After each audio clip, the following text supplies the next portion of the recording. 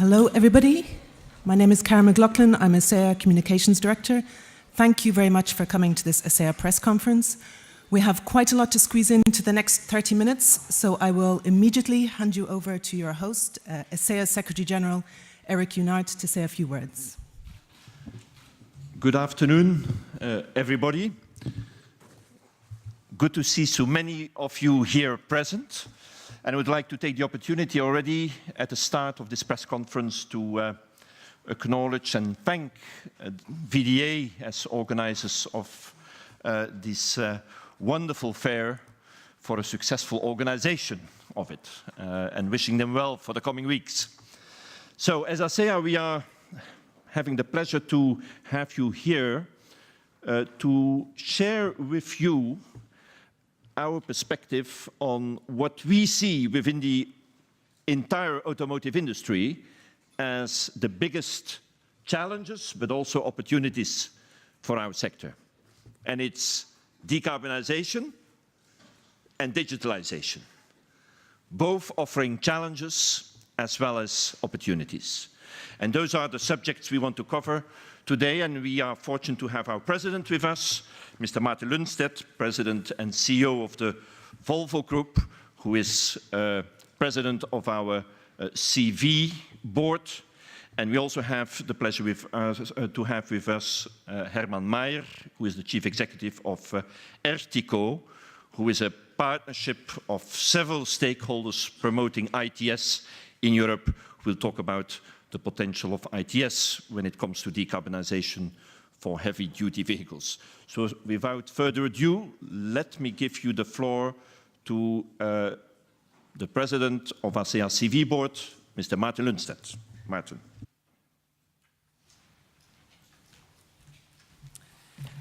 So thank you, Eric, for that, and also from my side, most welcome.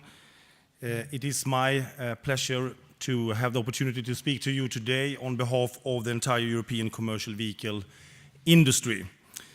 Now, as it used to be also, this is also the nervous part of the year when it comes to order intake, when actually summer is gone and summer seems to be pretty distant, like a distant memory. But right before the summer break, the European Commission published an important policy document that affects the transport of people and goods across the European Union, a European strategy for low-emission mobility.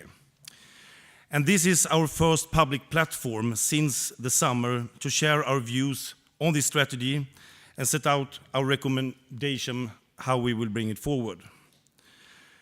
First and foremost, as the European commercial vehicle industry, we are fully committed to continue reducing CO2 emissions across all our business segments, from buses to trucks and light commercial vehicles. As an industry, we therefore welcome this initiative to explore how to further decarbonize transport. And for all of you that have had a chance to visit the different exhibitions today, I think that you can see a very common pathway, how we are actually combining future technology in order really to reach the targets of energy efficiency as well as decarbonization that goes hand in hand. However, we would still like to sound a note of caution. Trucks and buses are not big cars. Trucks and buses are production equipment used in transportation flows, both of passengers and of goods. They are, by definition, diverse and complex, and usually tailor-made to customers' specific orders, applications, and to end industries across Europe and across the globe. Because of this, any CO2 reduction policy for heavy-duty vehicles simply cannot follow the same approach as for passenger cars. More concretely, engine-only limit values for heavy-duty vehicles based upon one existing engine cycle make no sense. You need really to get the in-use of a full combination, whatever application we are talking about. What is more, such a direction would be in conflict with the Commission's previous efforts to respect and reflect the complexity of this market. Indeed, since 2010, the Commission has been developing a computer simulation tool called VECTO. In the first stage, this will model CO2 emissions from a wide variety of complete truck and trailer configurations using multiple heavy-duty vehicle cycles. Where do we, the manufacturers, come in? We are providing the input data for this VECTO simulation by carrying out precise measurements of the key components that influence the CO2 emissions and fuel consumption of our vehicles. All this data are certified according to the same processes, regardless of manufacturer. And using this input data, the VECTO simulation will generate the CO2 values for a complete vehicle or truck-trailer combination, bearing in mind its possible emissions, again, when it comes to end segments applications. This will be a major game changer when it comes to transparency. Based on VECTO, the upcoming European Union legislation on certification of CO2 from trucks will require a declaration of CO2 values for each truck produced for the European Union market. This CO2 certification, which will come into force as of 2018, will provide a credible, standardized way of comparing fuel efficiency across all brands. It will lead to increased transparency and competition, driving the market uptake of the cleanest and most energy-efficient vehicles. Before setting the direction for future CO2 reduction policy, we first need to have a clear understanding of the baseline, reflecting today's level of truck CO2 emissions. VECTO is a necessary tool to close this knowledge gap.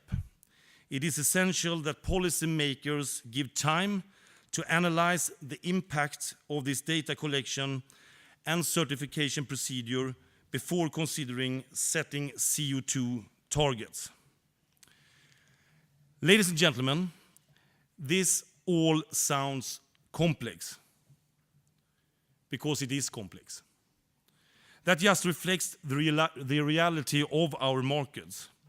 Although engine-only targets may seem at first sight like a much simpler way forward, they would not give the results that policymakers, society, and customers want. As a matter of fact, it may even be counterproductive. Indeed, fuel economy is of the number one priority of our customers, no matter where they are in the world. Most European Union truck manufacturers also produce, sell, and service trucks in the United States, China, and Japan.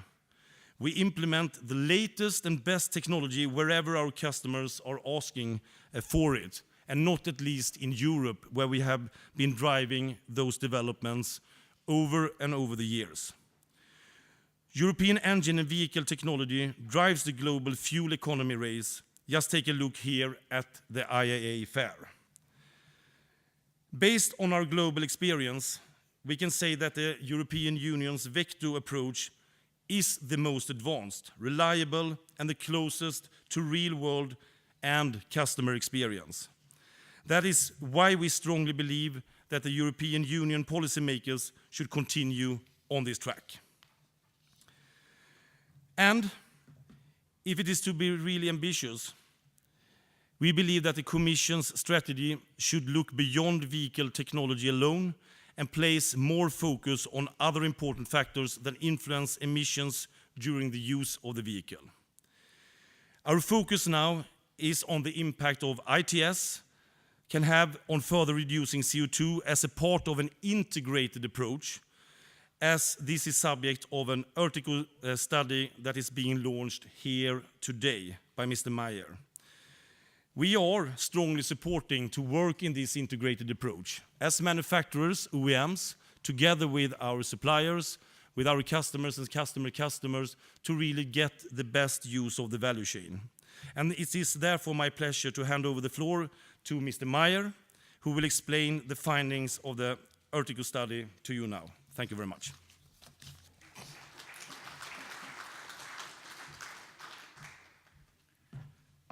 Thank you very much, Martin. Good afternoon, ladies and gentlemen. Grüß Gott, meine Damen und Herren. I will now present to you a study which we have done in the context of the Ertico Partnership to investigate the potential which can currently be shown in studies and verified of intelligent transport systems to reduce the CO2 emissions which are emitted in the context of the usage of commercial vehicles. Now first, what is the Ertico Partnership? The Ertico Partnership consists of 120 partners from all the different sectors which are necessary to develop and to deploy intelligent transport systems. And in this context also the vehicle manufacturers, commercial vehicles and also passenger cars are a very important element of the Ertico Partnership, and we are very glad that we could do this study together with the partners and together with ACEA. Now first, what is the scope of the study? First of all, we only used in this study evidence which we found in other studies and in other investigations. So nothing here is done new.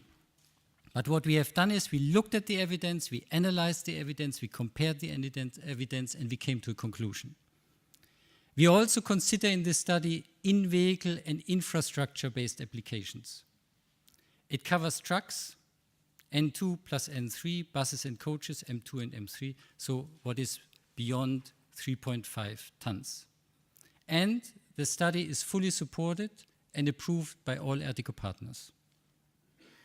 Now we looked mainly in three areas. First, driver behavior and vehicle systems, logistics and fleet management, and traffic management and control. That means we looked at how can we influence in a positive way the driver, what can be done by fleet management, and what can be done by traffic management in the context of collecting data, exchanging data, processing data, and using information to reduce CO2 emissions. Now first, a very simple one, and that is Ecodriving support systems. And that means that you give the driver information to improve his driving performance. That means don't speed, don't stop too abrupt. It also means that how do you get into a curve? Yeah, that you're not too fast, you're not too slow. And there we see that there is already substantial potential to reduce CO2 emissions. First of all, on rural roads. There we found that 7% to 10% reduction potential exists. And for buses, urban buses, we found, for instance, that it's 3% to 7% reduction in the city context. We looked at specific situations at junctions and traffic lights. There, giving advice to the driver in this local situation, for this local situation, can reduce 25% in CO2 reductions and fuel consumptions. And what we found is that there is little or no CO2 benefits on motorways. Why no benefits on motorways? Because there you drive your 120, 140, 150, and off you go. You don't need a lot of advice.